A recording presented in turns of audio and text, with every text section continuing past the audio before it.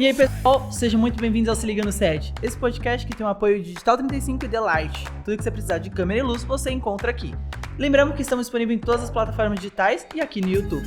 Hoje trouxe para conversar com a gente Ulisses Malta Jr., diretor de fotografia.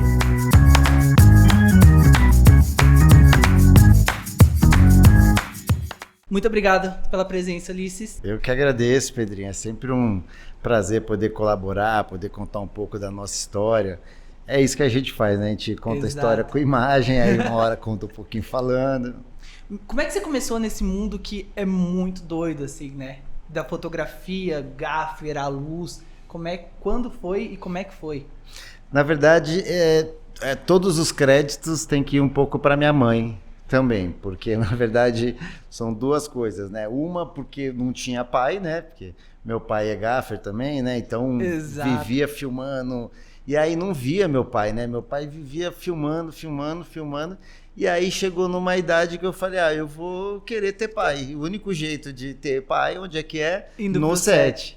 E aí minha mãe falava, leva o menino para trabalhar. Aí meu pai, não, leva o menino para trabalhar. E aí, insistindo, aí eu comecei a trabalhar com ele, mas mais nessa de desenvolver a parceria ali e tudo mais. E aí fui pegando gosto. Na verdade, eu já fotografava estilo, na verdade, né? Mas não nada relacionado ao pensar. Eu, na verdade, queria ser surfista, essas coisas assim, com 15 anos, né? E aí, com 16, comecei a trabalhar com meu pai, a fazer alguns filmes, né? Fui fazer... Acho que o primeiro filme foi o Central do Brasil. Legal. Que aí, um grande filme nacional que a galera hoje usa de inspiração para muita coisa. Em 98, eu acho. Acho que é 98, por aí. E aí eu comecei a trabalhar nesse... E aí em outros filmes mais, né? Ainda me achando ali, né? 16 anos você ainda não tem muita convicção, né? De nada ali assim, do que vai fazer. E aí eu fui gostando cada vez mais e falei, poxa, eu quero fazer isso aqui de fato. Aí meu pai, né, mais para frente, ajuntou, né, uns recursos ali para me mandar para fora, para estudar fora, mas aí acabou que não deu certo, eu não fiquei muito tempo. Eu fui para Londres e não fiquei muito tempo para fazer os cursos, tudo, e aí voltei logo. E aí voltei para o set, porque meu pai, na verdade, sempre queria que eu fosse pro caminho da câmera, né? Caraca. Então ele queria que eu fosse vídeo assist, e aí me colocava junto com o pessoal de câmera, e eu, na verdade, queria ficar com a galera da luz. Da luz lá. Eu achava mais... a adrenalina era maior, e eu nem tinha ideia muito assim do que né, o que isso poderia significar de aprendizado de um lado e de outro, mas eu via que ali tinha mais equipamento, mais coisas, e eu achava que ali tinha um pouco mais de emoção. Que é muito doido porque foge do tradicional, entre aspas, aqui no Brasil, que é o fotógrafo vindo da equipe de câmera, né? Vídeo assiste, segundo assistente, primeiro, e vai pra fotografia. Você veio da luz, o que já não é muito tradicional por aqui. Coisa que nos Estados Unidos já é tradicionalíssimo, né? Os gaffers virarem fotógrafos. Mas no nosso caso aqui é mais por uma questão social, sabe? De classe social. Porque os eletricistas, maquinistas são desse tipo, assim. No meu caso, eu poderia ter sido outra coisa, porque meu pai já era um gaffer de sucesso, então eu já tinha estudo, você vê que eu fui para fora e tudo mais. Mas no geral é porque não tem muito para onde correr, sabe? Então se o pai fosse pedreiro, seria pedreiro. Talvez hoje pode ser que isso tenha mudado um pouco, não sei, eu não tenho acompanhado mais tão de perto as equipes de elétrica e maquinária, essa formação. Mas no geral sempre foi isso, assim, né? O maquinista vira maquinista porque alguém levou e aí foi. Então, quanto que o assistente de câmera geralmente vem de uma classe social melhor, então consegue estudar mais, consegue já entra sabendo que vai ser um fotógrafo ou não, e aí quando vira fotógrafo pode ficar um tempo sem trabalhar, porque tem essas condições. E aí os eletricistas e maquinistas, não, você começa sabendo se é um bico ou não, tanto é que muitos entram e saem, né? Você não vê mais. Uma curta duração ali, né? Os filhos, você vê que os filhos começam e depois também não vê mais, ou vê, poxa, ficar carregando peso aqui, não sei o quê. E aí, já na classe dos assistentes de câmera, não. Porque as transições são muito difíceis, né? Você, toda vez que você sai ali do segundo para primeiro, do eletricista, do vídeo assiste, então você tem que ficar um tempo ali, você tem que ter uma reserva ali para você bancar essa transição. Que na verdade essa transição sempre quem faz é o mercado, não é você, né? Quando você diz, eu agora sou Exato. Dificilmente você consegue, né? Eu sou CEO da Apple, né? Só tem que avisar a Apple lá, porque... Total. Mas no geral é um pouco isso. Você precisa ter essa reserva e a galera tem toda uma outra educação que aí você tem uma dificuldade. Mas essa é a razão, porque muitos gaffers, e hoje acontece muito isso, por conta do digital e a mudança e muito trabalho, teve que subir muita gente rápido, mas ninguém não subiu muito maquinista e nem eletricista e nem gaffer, porque precisam desses caras e precisam desses caras bons. Então esses caras seguram muitos diretores e diretoras de fotografia, né? Por conta do conhecimento, porque tem coisas que não tem jeito, a natureza não dá processo, salto. Né? Você pode ter um bom olho, você pode ter, a máquina pode te ajudar, a fotografia significa escrever com a luz, né? Então, se você tem um bom olho, tem uma boa câmera, mas se você não sabe escrever com a luz, vai ser difícil você levar todos os sets numa maestria, porque um bom olho, um bom olhar, um bom posicionamento, você consegue tirar uma boa imagem, né? Que nem os renascentistas. Eu sempre achei as pinturas maravilhosas e tudo mais, mas bons desenhistas também tinham bons traços, mas o segredo para mim sempre dessa pintura e da fotografia em si, sempre foi o posicionamento, né? Então as fotografias mais belas e as coisas dos quadros, as pinturas, os pintores que eu gosto mais, sempre vão de encontro a de você ter um posicionamento bom, né? E o posicionamento é onde a luz vem. E aí você criar a luz também é difícil. Então, é um processo assim que você tem que ter um pouco, além do olhar clínico, uma noção do que é, né? Do estudo, ou não é algo que você é mais o olhar? Não, tem as duas coisas. Você pode ser um fotógrafo sim, empírico, onde você vai sacar as coisas. A gente começa a ser fotógrafo hoje com 3 anos de idade, né? Você tira as fotos, então você tem acesso à fotografia muito cedo. Então, você tendo um talento para fotografia, para os olhos e tudo mais, você vai conseguir fazer boas imagens diante de uma câmera boa, de um lugar bom. Tem coisas que, né, você vai filmar a aurora boreal com a Alexa. Pô, realmente vai ser difícil você voltar com uma imagem ruim. Mas agora você precisa reproduzir o Bangu 1 dentro de um estúdio, uma rebelião onde o BOP vai entrar e você tem 500 presos pegando fogo. É muito doido. Inclusive, esse é um dos seus projetos, né? Tropa de Elite 1 e 2, o qual que você foi gaffer. E logo depois você também veio com o Tim Maia e A Vida Secreta dos Casais já como diretor de fotografia. Existe muita diferença aí entre o gaffer e o diretor de fotografia? Olha, quando você é gaffer, na verdade, tem vários lugares onde elas se assemelham muito com o diretor de fotografia, né? Na tomada de decisão, equipamento, equipe, porque a fotografia, a luz é uma parte da fotografia, né? O gaffer é responsável ali pela luz, mas também o gaffer pode ser, na parceria, responsável por muitas coisas ali, junto com direção de arte, figurino.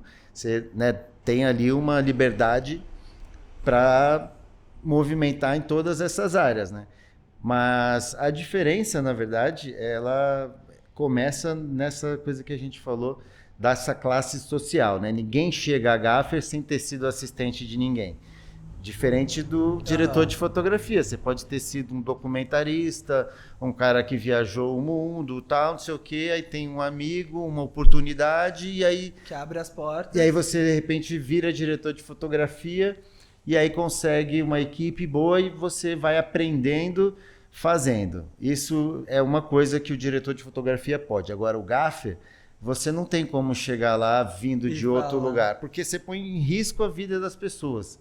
Não é só ficar feio. Você, como fotógrafo, diretor de fotografia, a pior coisa que você pode fazer é deixar o projeto feio, perder, não filmar Agora, um gaffer, se ele toma uma decisão errada, se ele não sabe o que ele está fazendo, ele pode matar uma pessoa, ele pode criar um curto-circuito, um incêndio, e aqui, vamos fazer uma estrutura enorme aqui, e aí essa estrutura não era para aquele lugar, aquilo rompe, cai. Então, o gaffer, para chegar nessa posição, que nem o meu caminho, né? Eu fui estagiário primeiro, aí depois fui terceiro assistente de eletricista, depois segundo, primeiro eletricista e depois gaffer. Então, ou seja, eu fiquei quase 10 anos nessa área aí. Né? Então, 10 anos só, e aí tendo que fazer todos os cursos de eletricidade e tal. Muitas experiências em sets. Muitas experiências em sets e tudo mais. E aí você vai vendo como que os fotógrafos trabalham. Então, eu trabalhei com uma série de diretores de fotografia, né, que ganharam Oscar. Trabalhei com o Lubeski, com o Bob Richardson, com o John... que fez o John Bibi, que fez Memórias de uma Geisha, fez Lanterna Verde, né? Trabalhei o cara que fez o Pulp Fiction. Então, esses caras todos vai te dando isso como gaffer. Então, você vai aprendendo com eles, vai trocando experiência, e você pode aprender com qualquer um, não precisa ser um vencedor de Oscar. Porque você, quanto gaffer, tem um diretor de fotografia, ele vai iluminar uma rua, e falar, vamos colocar um 10 mil lá. Vamos dizer que você nunca colocou um 10 mil lá. Beleza, você vai olhar, vai subir e coloca o 10 mil lá. Aí você desce com ele, olha, ficou fraco. Não era o 10 mil. Falar, era um 20 mil. Tá bom, troca um 20 mil. Aí a próxima vez que você for fazer um filme com um outro fotógrafo que falar, vamos pôr um 10 mil lá. Não, 10 mil lá não faz. Tem que ser um 20. Poxa, mas será que não faz? Não faz. Eu já fiz isso. Né? Eu não estou dizendo que eu acho, estou dizendo que eu já tive lá, e não pode ser assim, tem que ser um 20 mil. A não ser que você queira uma luz aqui que chegue um pouco mais fraca, que não vai... Porque nada é exato, né? Não pode, não isso. Sempre o que é que você quer com isso, né? É para dar uma luz que não vai fazer isso, é só um negócio? Não, é para iluminar a rua. Então para iluminar a rua... E isso é um diferencial muito o diretor de fotografia que esteve nesse lugar do gaffer, que quando você pede um refletor desse, você não pede só a lâmpada. Então você sabe que aquela altura é um cabo de 16 milímetros, então você vai ter que passar o cabo por trás com a amperagem tal que o gerador vai estar longe. Então mais de 25 metros. Tem todos esses detalhes técnicos que a galera nem imagina, né? Não. Porque a galera vê um gaffer e fala, é um gaffer, é o cara que supervisiona a equipe, mas não sabe que ele tem todos esses detalhes técnicos. E aí enquanto diretor de fotografia, você... Imagina tendo sido gaffer, você vai, então 25 metros, vai dobrar a amperagem, o gerador tem que estar ali, tem que estar perto da cena, o som, então a gente ontem filmou de dia, então os HMI estão na frente, o tungstênio está atrás, vai demorar. Então, não vamos fazer isso. Não é a opção. E aí, então quando você arma um set de filmagem, você já arma pensando em todas as coisas e em todas as funções, né? Você sabe, você ajudou o contra-regra a carregar aquele móvel pesado e você ajudou o figurinista a descer várias araras enquanto assistente. Então, quando a gente vai filmar uma cena aqui como diretor de fotografia e eu não gostei da camisa, por exemplo, falei, mas aqui a gente está no segundo andar, o figurino não subiu tudo porque a arara está lá, não sei o que lá, está lá embaixo, o carro está longe, porque a gente está numa rua de trânsito. Então, se eu pedir para trocar a camisa, ninguém vai falar assim, o carro está longe. Não, eles vão sair sem falar nada e vai demorar. Então, então é meio que entender o trabalho de todo mundo e você pensar sempre no produto final, porque não tem filme bem fotografado, tem filme bom. Então, se você não tem um filme bom, a fotografia pouco importa. Então, vale mais você ter um filme bom, ajudar a fazer um filme bom, do que você ajudar o seu próprio trabalho, o seu próprio departamento. Não, para cá a luz é melhor. Não tem muito isso, né? Tem mais assim, o que é melhor para o filme? O que é melhor para os atores aqui? Porque é um conjunto, né, que faz a obra. Sim, e também um conjunto de todos entendendo, cada um tem o seu departamento. Sim, ele é setorizado, cada um tem a sua responsabilidade e tudo mais. Mas dentro disso, você precisa, de fato, pensar que você precisa colaborar com essa obra mais do que colaborar com o seu trabalho, sabe? Porque às vezes você tem lá um caminhão cheio de equipamento, cheio de luz, cheio de tudo, todo mundo tem assistente, aí você vai fazer um baile de formatura gigantesco de gala, aí tem 20 meia dúzia de gato pingado de figurante. Aí você, pô, mas não tem grana para figurante. Mas eu tenho 18 Sky Panel, eu tenho uma lente foda aqui, ó. Tenho todas as lentes da Signet, tá? Mas não tem figurante. Pô, mas o que adianta eu ter aqui todo esse material e no baile de gala, onde a mocinha conhece o mocinho e dali vai dizer que o baile estava muito cheio e eles não se encontraram. Aí você vê aquela coisa e fala, não convence. Mas tinha Signature. Não deu, mas tinha. Caracas, é muito doido. E pra você, qual a importância assim da luz num projeto? Sendo diretor de fotografia ou sendo gaffer? Então, são os amadurecimentos que a gente vai adquirindo ao longo da carreira. Enquanto gaffer, eu sempre pensava muito, né, na imagem linda, né? Como que ia fazer uma imagem linda, como que eu ia colaborar com aquela história, mas mais do que isso era como fazer um filme lindo. Então, era muito em função disso, assim, de ajudar o diretor de fotografia a fazer uma imagem maravilhosa. Então você coordena uma equipe grande, quando é o filme grande, então toma todos os cuidados ali, pensando diretamente na luz ali, na fotografia. E aí, quanto diretor de fotografia, você passa a entender que realmente a luz e a fotografia linda, ela não pode ser a primeira coisa a te guiar. Né? Você, enquanto gaffer, eu lia uma cena, caramba, aqui cabe uma chuva. Pô, aqui cabe um raio. Que nem no Tropa de Elite 2, tem uma cena que acho que abre o filme, o Capitão Nascimento dá um cavalo de pau, e aquilo lá era de dia. Caraca. O Zé Padilha queria de dia porque ele tinha um trauma do Tropa 1, que era tudo noite, e a gente, pô, teve pré-light de 7 dias na favela, sabe? 6 dias numa favela, 7 na outra, 8 caminhões de equipamentos. Pra poder iluminar tudo. 40 eletricistas e maquinistas. Caraca. Era gigante, então tudo grande, gastou muito dinheiro. E aí no 2, o Zé falou, não, nada de noturno, nada de não sei o quê. E eu falava, cara, essa cena é maravilhosa de noite, o foguinho das armas, aquela suspense, não, e o Zé não dava, não, ter que mudar o roteiro. Aí, isso eu nunca falei, na verdade, que eu vou contar agora.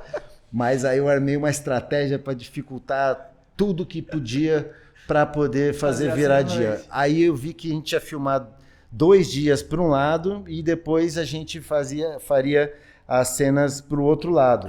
Só que aí eu vi que o sol, ele passava de um lugar que jogava a luz na parede e aí ele porrava a parede ali. E aí se a gente fosse voltar para filmar no dia seguinte, a gente teria que voltar no mesmo horário. Caracas. Só que não, a gente ia continuar a cena mais à tarde, então não ia dar. Aí eu armei um plano lá assim, mostrei pro Rafa, assistente de direção. Falei, Rafa, então aqui para esse lado a gente filma aqui às 10 da manhã, aí à tarde a gente não faz nada, que a gente tem que esperar, e aí no dia seguinte só que falou, não, Júnior, você vai me fuder desse jeito. Eu falei, não tem outro jeito, então a gente vai precisar, não, aí eu vou precisar de 6 dias. Eu falei, não, tudo certo. E aí combinando com o Lula, né, falei, Lula, vamos... Aí ele falou, não vai ter jeito, não vai ter jeito. Eu falei, velho, vamos arrumar um jeito. E aí o Rafa falou, olha, realmente não vai dar, e chamou o Zé, olha só. Falou, então só tem um jeito, virar à noite. Eu falei, boa ideia. Boa, por que não? Eu falei, boa ideia.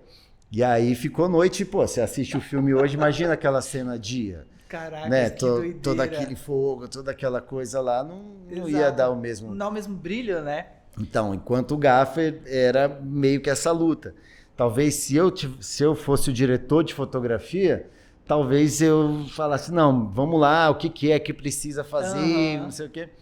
Não colocando em primeiro lugar a luz e o meu departamento, né? Caracas. Porque a primeira coisa que tem que entrar nisso é o porquê, né? Por que é que eu vou fazer essa cena desse jeito? O que isso me leva a ajudar a contar a história, enquanto diretor de fotografia? Eu estou ali, junto com o diretor, para ajudar a contar aquela história. Então, como que a gente faz para com que a luz e a câmera... como caneta, né? Como um escritor escreve ali com a caneta, né? Hoje digitando, e como que a gente escreve com a câmera, né? Então não pode ser uma coisa que se passasse no rádio não ia fazer diferença nenhuma, né? Então a gente vai fazer com a imagem de um jeito. Então, isso de ajudar a contar a história vai eliminar vários caminhos, várias etapas burocráticas, sabe? O que interessa é o que está aqui, não é o fundo lá que tem... Que eu já coloquei balão de hélio lá no fundo para dar um brilhinho. Caraca. Que agora eu entendo os produtores. Ficam bravos. Vai estar lá no fundo. Ai. Ô, Júnior, e tem alguma experiência que você já tenha passado em set, que foi assim, algo muito difícil de lidar como diretor de fotografia? Teve um projeto como... Eu vou falar primeiro desse aqui que eu fotografei, que foi uma série, Milagres de Jesus. Que acho que foi o projeto mais caro que eu já fiz, assim, de orçamento. Acho que tinha 120 milhões. 4 cidades cenográficas, 4 estúdios gigantescos. Produzido pela Record. Era da Record, mas a Academia de Filmes que produziu e chamou a gente.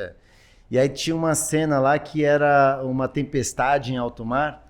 E a gente foi, né, criar isso. Só que a gente recriou isso no Wet n Wild, naquela piscina com ondas, que é uma piscina gigantesca, 100 por 100. E aí o Jamelão e o Martão encheram a piscina lá embaixo de pano preto, não sei quantos quilômetros de pano preto. E aí a gente usou, sei lá, umas 4, 5 cherry pickers para fazer a chuva e mais umas 2, 3 para fazer a luz.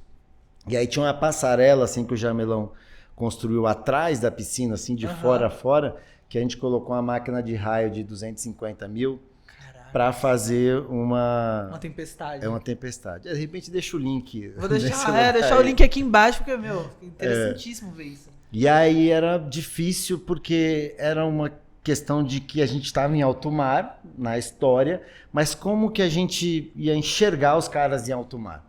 Né? A lua, mas tá trovejando, que lua que tem, não sei o quê, mas enfim, de algum jeito a gente tem que ver. Caraca. E aí era, né, o que eu faço? Deixo isso mais escuro.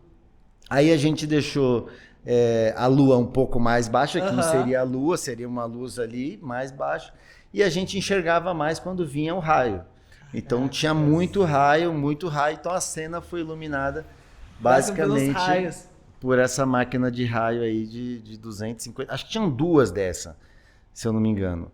E aí a outra, na verdade, é a maior de todas, uma porque eu tinha 23 anos, 20 e poucos anos, Caraca. Que foi no Tropa de Elite 1, que era iluminar essas favelas aí, 7 dias de pré-light, e aí como é que você chega numa cena lá do baile funk, que você vai lá em cima, isso a gente rodando em película, em 35mm, né? Você chega lá em cima no topo do morro, ó, aqui é uma lente, vamos rodar com a 21 aqui assim, lá em cima.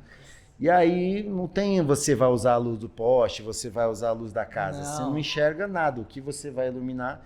Então a gente trocou todas as luzes das ruas das favelas por uma lâmpada de 2000 com um full stroll no dimmer, que aí você trazia aquela luz do vapor de sódio, porém sem o verde do vapor de sódio.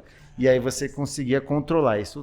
Todas as lâmpadas da rua, da favela, assim, quando você vê os panos abertos, cada poste daquele é uma lâmpada. Luz de vocês, não era nada natural. Não, que você subia lá, abria o Gambis, subia, abria, botava a lâmpada. E aí eram vários Maxi Bruts, assim, de 24 mil encostado no fundo do morro, jogando, fazendo contraluz, e mais uns 3, 4 balões daqueles de hélio. Projeto gigantesco. Para poder fazer, e mais as luzinhas da casa. Então, quando você viu um negocinho na casa, tinha um ali, aí tinha não sei quantos quilômetros de cabo, 4 geradores, 8 caminhões, e aí 3 turnos, né? Então, pro filme, a técnica trabalhava 24 horas, porque tinha as horas que antes, né, que o cara eram 3 equipes, né? Uma que preparava, fazia o pré-light, a que filmava, e aí a que filmava e deslocava, tinha a equipe que pegava o equipamento aqui, botava na frente, enquanto a outra tava fazendo o pré-light. Caraca. Então eu dormia 2, 3 horas por noite nesse filme, assim. E gaffer era um só? Era só eu. Caramba. Mas é porque eu era muito fominha e não queria ninguém, não, quero que só eu faça, sabe? Aquela, né, jovem ali, não, eu não posso, porque se alguém fizer junto, vão falar que quem fez foi o tal pessoa. Na verdade, teve uma cena que o saudoso Marquinhos Noronha, que já faleceu, mas, poxa, foi um grande Gaffer trabalhou com meu pai muitos anos, ia me buscar no colégio, sabe? Caraca, Desse daí que iam me legal. buscar no colégio. E aí ele foi o cara que foi fazer uma cena, tinha uma cena aquela da boate, sabe? A cena que o Capitão Fábio e eles estão armando o plano ali. Então, aí aquela cena tinha 2 lugares para ir, e aí não tinha jeito. Não, Falei, aí teve pô. que dividir. Aí chamou o Marquinhos para fazer aquela cena, mas aí no final do dia eu ainda fui lá. Foi E dar uma aí, olhada. Marquinhos, como é que tá? Mas era, porra, por ser novo ali eu conseguia ficar Total. aí Não. 2, 3 horas sem dormir, mas Caraca. hoje eu acho que... Hoje, talvez.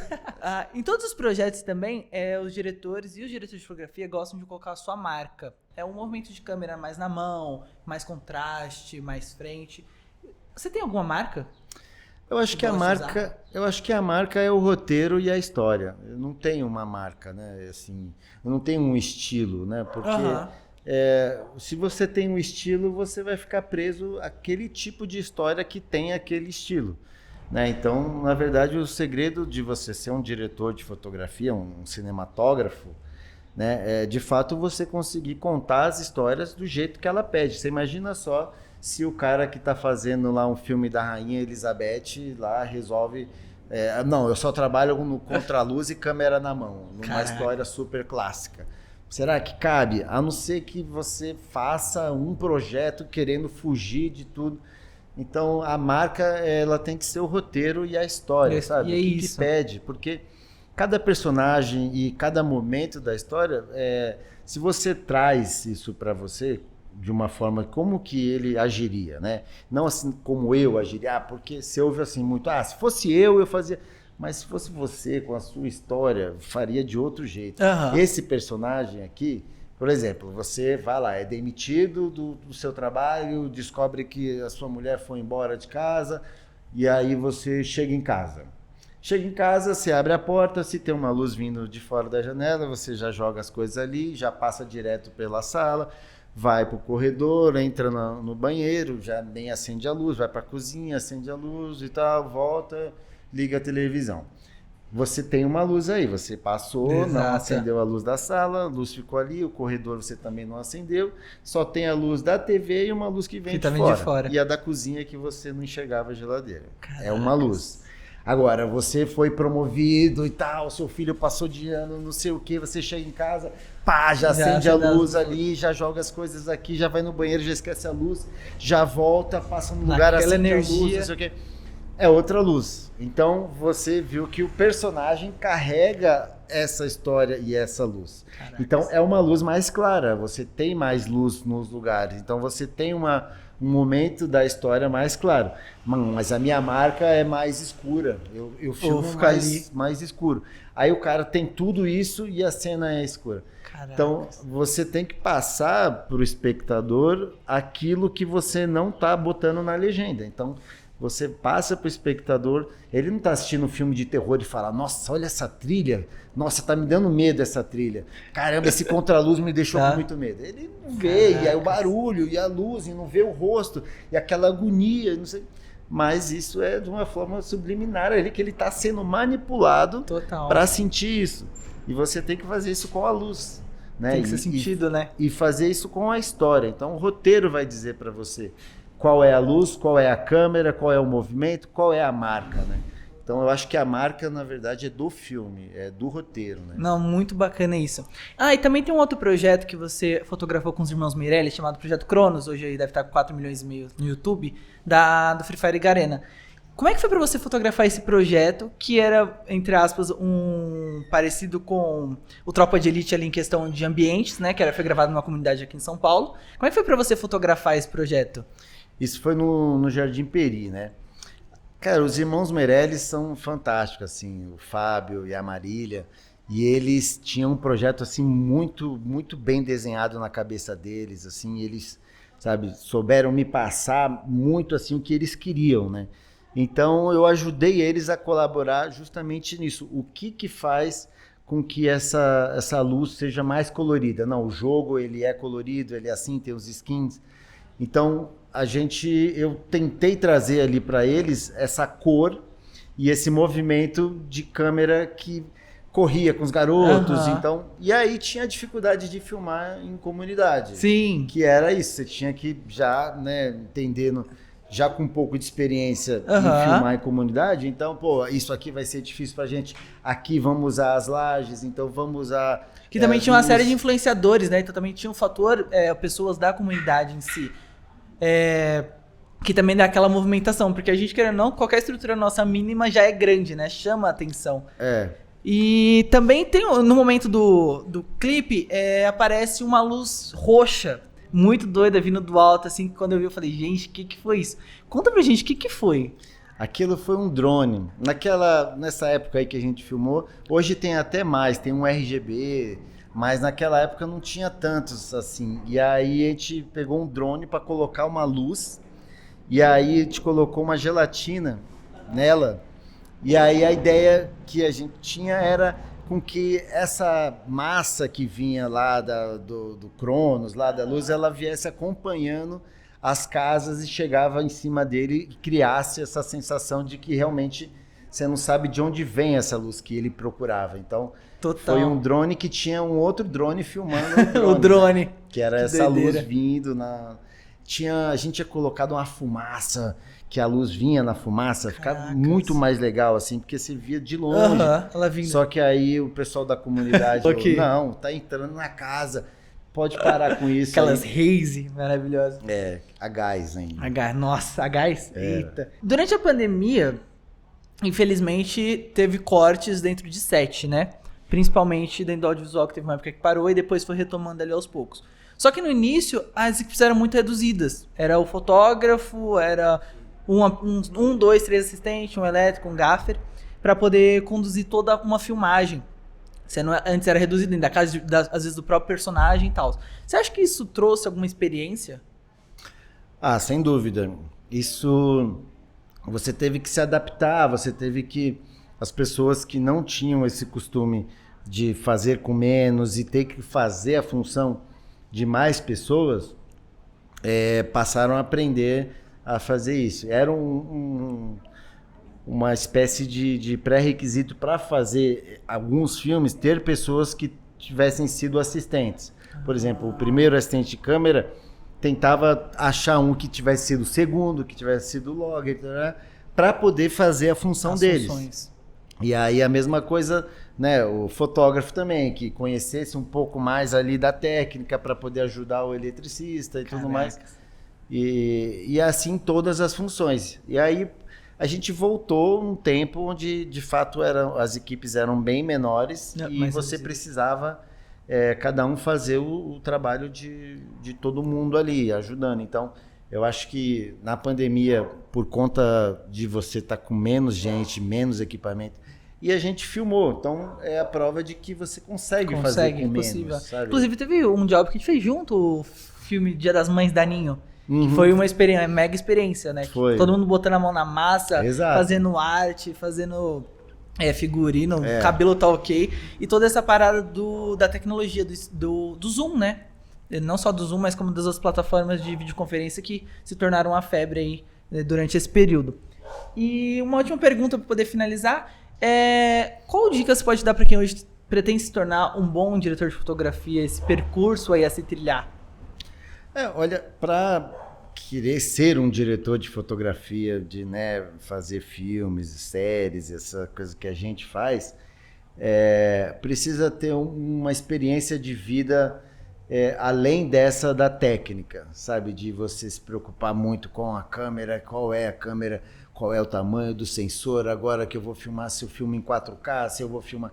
E você tentar ir mais para o caminho da poesia e do sentimento, do que é que você quer contar, sabe? O diretor de fotografia, ele tem que querer contar uma história.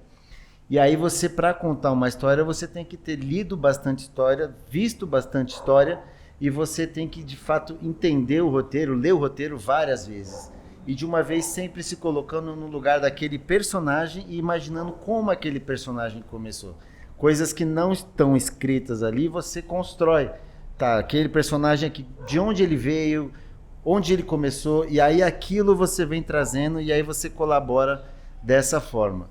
E do lado técnico, você precisaria passar mais tempo na locadora de luz do que na locadora de câmera. De câmera. Porque é ali onde você vai desenhar a luz, onde você vai expressar todo esse sentimento, onde você vai, de fato, pintar as paredes, pintar os atores, pintar todo o cenário. Então, você ter um bom conhecimento do equipamento e de luz, você vai poupar tempo no set de filmagem, você vai poupar dinheiro para a produção, você vai poupar uma série de coisas, tamanho de equipe e tudo mais, porque você sabe que cada refletor rende, você sabe o quão difícil vai ser o peso de um refletor, de um tripé, do refletor. Então você vai saber, na hora de pedir, você o que vai... realmente usar, né? E aí você vai poder dizer, põe tal coisa ali. Fala, não dá. Não, dá.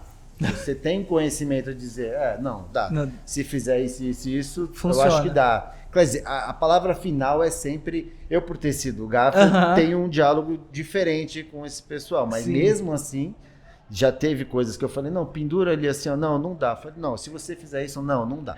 Aí eu falo, ok, porque a autoridade dele, né? Eu sei que daria, mas a autoridade é dele, não tem como contestar, daqui que eu coloco. Então, passar mais tempo nesses lugares da luz e querer saber mais de luz do que de câmera, claro que tem que saber os dois. Depois que você passou aqui, né, faz um roteiro ali já. Mas não pode ser o que é hoje 70% câmera e 30% a luz. Caraca. Aí você fica trocando o pneu do carro com o carro andando no set. E aí, o que a gente faz? Faz uma luz suave. Aí rebate num butterfly, só que rebate com o foco todo fechado. Aí você faz uma segunda fonte. Você não faz um rebatido. Quando você rebate muito perto, você cria uma fonte no rebatido. Porque o que projeta a sombra é a concentração de luz num só lugar. Então, quando você espalha e põe a distância, que é o sol e a nuvem, né?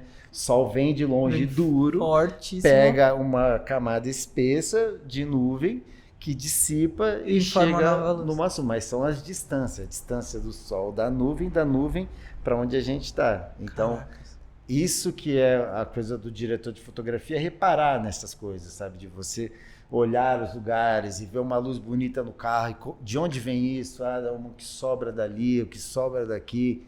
Eu fiz um filme, A Hora e a Vez de Augusto Matraga, que aí eu fiquei num hotel e aí eu vivia com vela lá dentro, porque no filme a gente ia iluminar com vela. E aí tem um pintor, o francês Delatour, que só pintava com vela, né? As pinturas deles era com vela exposta, né?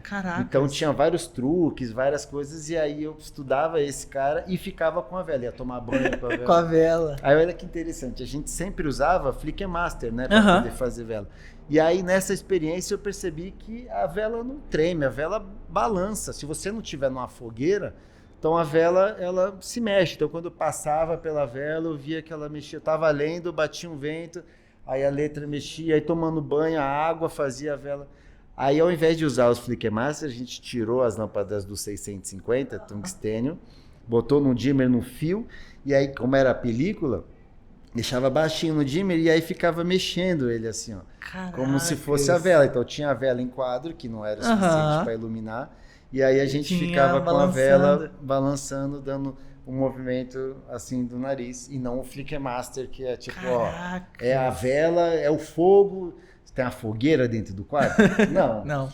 Então, essa experiência que você vai pegando, aproveitando tudo, sabe? Olhando pra namorada, aí dá um brilho no olho, eu ficava olhando assim. Olhava. Aí minha mulher, você não tá olhando mais pra mim, né? Eu falei, não, olha só essa luz, de onde vem isso? Caramba, achei que você tava olhando pra mim e apaixonado. Não, eu tô apaixonado. Tô também. Mas essa luz tá linda. Tá linda.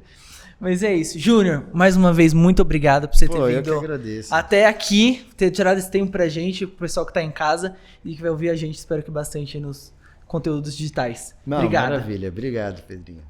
Bom, galera, por hoje é só. E se liga no set que semana que vem tem mais.